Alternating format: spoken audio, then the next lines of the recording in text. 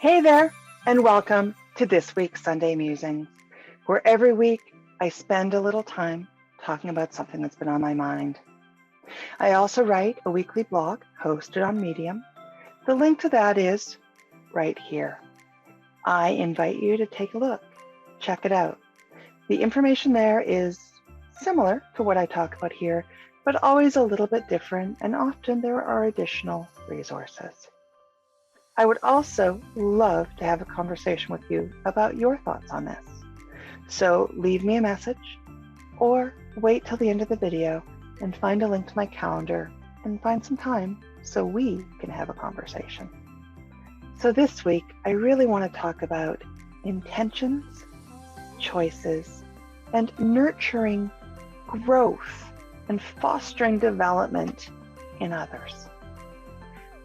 I've been thinking a lot about some strong women in my life who made that choice when they chose to have a child, like my mother, or my grandmother, who was always there as a mentor and guide when I was younger and would take me aside and teach me the things that I needed to know, especially how to make chocolate chip cookies, because everybody needs to know that. And all of the other men and women in my life that have been willing to take time and intentionally nurture our relationships and be there to help ensure that I have what I need to take the next step on my journey towards my future. And I thought about how I want to give back and do the same to others, and how I have done that and will continue to do so. I think that there are very little legacies that we can leave behind in this world. And some of those might be the stuff we acquire or the things we create. But the most important legacies and gifts we can leave are the people that we have relationships with and that we've helped. To start, I want to talk first about the most important relationship that you need to nurture. And that's your own. It's a relationship with yourself. Self-care and taking care of who you are is utterly critical. Think about every time you get on an airplane and the flight attendants talk about, in the event of a sudden drop in pressure, an oxygen mask will drop from above. Please secure your own mask before assisting others. Have you ever thought really about why? I mean, I know none of us hear that anymore, but the why is so foundational and important to everything we do in our lives. If you can't breathe because you have no oxygen and you pass out, you cannot help anyone else. If you are burnt out, exhausted, drained, emotionally stressed, physically unwell, you can't help anyone. You can't even really help yourself. So the most important thing is in your life to foster a relationship with yourself, to respect yourself and believe in yourself and invest in yourself. Take care of you. Practice self-care. Do those things that will heal you and feed you with energy and encourage your passions and your excitement so that you can then turn around and use your full cup. Your cup runneth over, and give back to others. If your cup is empty, there's not much you have left to give. And if you want to give and do for others, you owe yourself and you owe them. Giving them the best you can. You can't do that if you're exhausted and tired and stressed and unwell. Once you've practiced self-care, the next step is to really identify those relationships in your life that hold value to you. Obviously, every relationship and person you know is valuable. And this isn't to take away from any of those, but there's always certain relationships in your personal life and in your professional life that may be slightly more valuable to you than others.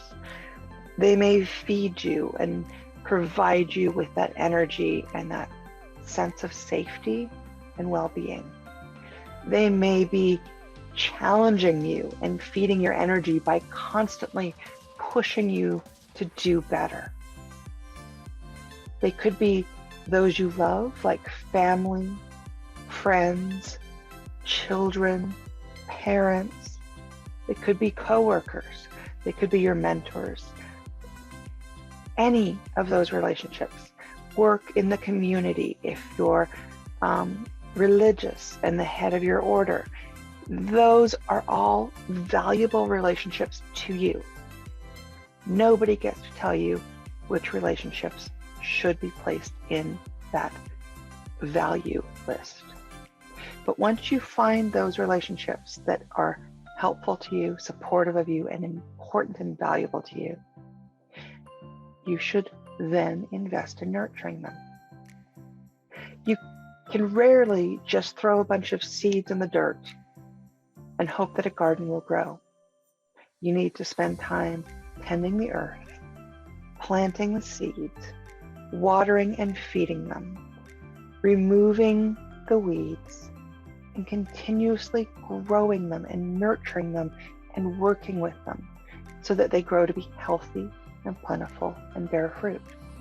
The same exact concept applies in your life, in your relationships. And when you build those relationships and you consider them as the most valuable thing, in fact, consider them as part of your self-care. Respect yourself enough to build those because they form a foundation that can support you, encourage you, help you grow. And then when you've got your relationships nurtured and you continue to do so because it's not a one-time thing, it's a lifelong commitment to as long as that relationship is one you value, then the relationship with yourself and self-care and the relationship with that group of people you value form your core and your foundation. And with that, as your cup runneth over, you can then look forward to nurturing the next generation. This isn't about age. It's that next group of people that you feel deserve a chance to grow and develop and change the world. You can help them in the way that you've been helped. You cannot force this. You can only offer the opportunity to them. Have open communication and really listen to what they want and see if you can help them. Now I have a couple cautionary words here. First, you can't save the whole world, and you shouldn't. You need to really understand your limits and make sure that you do not overextend, because if you drain your energy too fast, you're back where you've started and not in a good place to continue. Always practice self-care, always nurture your valuable relationships, and understand what you can and can't do for others. Ideally, as they become people you work with and you aren't overextending, they become added to that list of valuable people because you get something out of helping them and nurturing them and empowering them to go on their way. Second, let each relationship develop the way it naturally should. Don't try and force them all into the same exact size and shape box. Don't try and make them all cookie cutters. Every relationship should be unique and special, and respect and treat everybody the same. Respect who they are as their authentic self and let that develop. Third, not all relationships are meant to last forever. Some people may come into your life for a time period and you can help them and nurture them and empower them. Or they can nurture and empower you. And when the time is done, you simply drift apart, always remembering what was done, but not all relationships are meant to be forever. Not everything is till death do you part. And finally, always, always, always remember to take care of yourself and nurture those valuable relationships you already identified. You must keep your core and your foundation safe and healthy and well. What about you? What are your thoughts on nurturing and supporting the next generation or those who you believe have potential? I would love to hear any of your tips, tricks, and advice. And until next week, stay safe.